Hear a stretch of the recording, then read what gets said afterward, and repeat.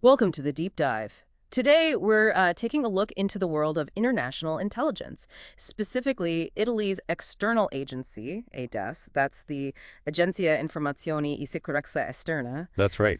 We've got some really interesting sources here, and, well, our aim is to unpack what AISE actually is, what it does out there, and maybe why it's set up the way it is. Yeah, basically give you a clearer picture of how Italy handles its security interests outside its own borders. Think of it as getting a bit of an inside look based on the info we have. Exactly. We'll be digging into how AISE started, its main jobs, the laws that govern it.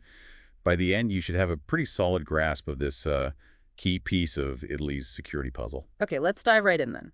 Our sources show AISE officially kicked off on August 28, 2007, but it wasn't like it appeared from nowhere, right? It replaced an older agency, SISMI. That's correct. And it's important to see it in, well, the bigger context. Oh, so? Well, setting up AISE wasn't just a standalone thing. It was actually a major piece of a much wider reform of Italy's whole intelligence setup. Ah, okay. The sources really stress this point. It was about making the whole system, work better, more effective. So, more than just swapping nameplates. Within this new setup, what's AISE's core mission? What are they actually supposed to do? Their primary job, and the documents are quite clear on this, is protecting Italy's national security and its interests. But, and this is key, outside Italy. Externally focused. Entirely. And their main method, the sources say, is human intelligence. Human imp. So, gathering information from people sounds like classic espionage stuff. Essentially, yes. And they answer ultimately to the prime minister, reporting via the presidency of the Council of Ministers. General Giovanni Caravelli is the director right now. Okay. Now, the material also sketches out this history of Italian intelligence agencies. It seems like there's been a lot of shuffling around over the decades. Oh, absolutely. If you look back, there's a whole chain. Yeah. SIM, way back, which was military. Then SAFAR, CIAS, SIND. Then that split in 77, remember? Right. SISME for military, SSE for civilian intelligence. Exactly. And then eventually we get to the 2007 reforms that created AISE and ASI. So what was driving all these changes? Was it just reacting to events, or was there a bigger goal? I think looking at the pattern, two things really stand out. One, trying to make the agencies more effective, adapting to new threats. And two, a real push, especially over time, for stronger civilian oversight and control. Yeah. Less military dominance, perhaps. Makes sense. It's like a constant evolution. So let's focus on that 2007 Reform Law 124. You said it created AISE and ASI. That sounds like the biggest shift. What was the fundamental change there? It really was. The key change, the big idea behind Law 124 was ditching that old split military versus civilian, SESMI versus AISE-D. Okay, so what replaced it? A territorial division. It's actually quite neat. AISE got the job of handling all intelligence matters outside Italy, exclusively external. AISE. AISE took over the internal side, everything within Italy's borders. Domestic threats, counter-espionage at home, that kind of thing. A clear line in the sand, geographically speaking. Pretty much. And then they created DSEX, the Department of Security Information, to kind of oversee and coordinate both AISE and AISI. Right, a coordinating body. Our source mentioned a comparison to the U.S. system, like the CIA operating abroad. Yeah, it's a functional parallel in terms of that external-internal split, though obviously the systems have their differences. Okay, so let's get specific about AISE's job. Article 6 of that 2007 law apparently details its mandate.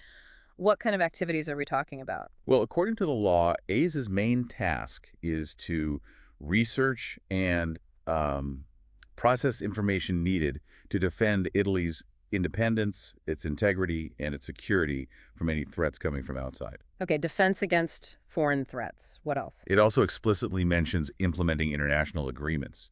So intelligence sharing with allies, that sort of thing. Think counterterrorism cooperation, for instance. Right, international partnership. Also, counterproliferation is specifically named, preventing the spread of nuclear weapons, chemical weapons, strategic materials, so tracking illicit networks or potentially hostile state programs.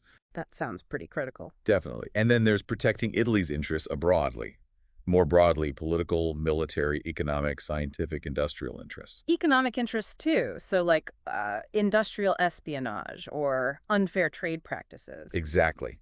That could fall under their remit, gathering intel to protect key Italian industries or economic stability from foreign actions. And finally, detecting foreign spying against Italy and any other activities abroad that could harm national interests. Wow, okay. That's a really wide brief, from state security down to protecting industry secrets abroad. It covers a lot of ground, definitely. Now, you stressed AISE operates outside Italy. How strict is that rule? Any wiggle room? The law is very firm on that. Operations are strictly outside national territory, and interestingly, outside Italian embassies, too. Oh, even embassies are considered internal territory for this purpose. It seems that way, yes. Yeah. But there's one exception laid out. Okay. If and only if an operation inside Italy is considered absolutely necessary for their mission, AISE can operate domestically, but it's tightly controlled. How so? They must do it in collaboration with AISE, the internal agency. And the whole thing has to be coordinated by the Director General of DIS. It's designed to prevent agencies tripping over each other. Right. Prevents turf wars and ensures proper oversight for any domestic activity by the external agency. Makes sense. Okay, let's talk about structure. Who does AISE answer to? How does it fit in the government machine? At the top, AISE answers directly to the President of the Council of Ministers, the Prime Minister.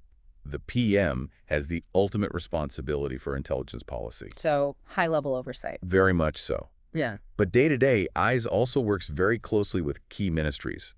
Defense, Foreign Affairs, Interior I, they all have a stake and need to be looped in. And who runs the agency itself? It's headed by a director.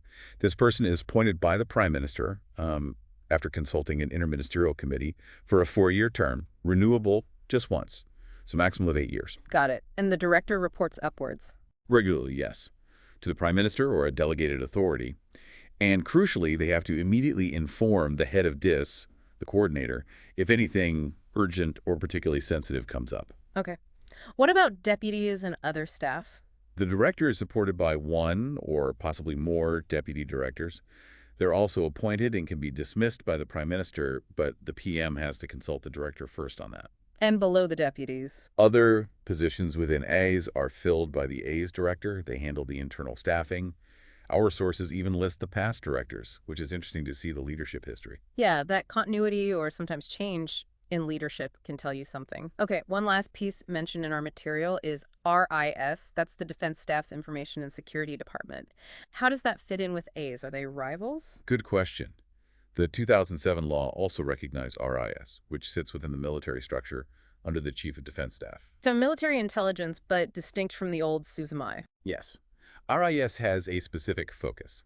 It handles general information gathering, but also technical military intelligence, military police functions, and specifically info needed to protect Italian armed forces, especially when they're deployed abroad. So think force protection, battlefield intel, military counter-intel overseas. Exactly that kind of thing.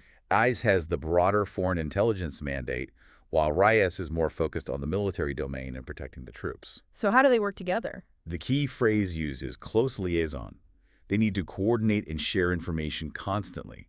They have distinct roles, but they're complementary, not really competitors, in protecting Italy's interests abroad from different angles. Okay, that clarifies the relationship. So let's try and wrap this up. We've seen AISE emerge from this major 2007 intelligence reform in Italy. Yeah, a shift from the old military-civilian split to a territorial one. AISE for external, A for internal. Its main job is protecting Italian interests outside the country using primarily human intelligence.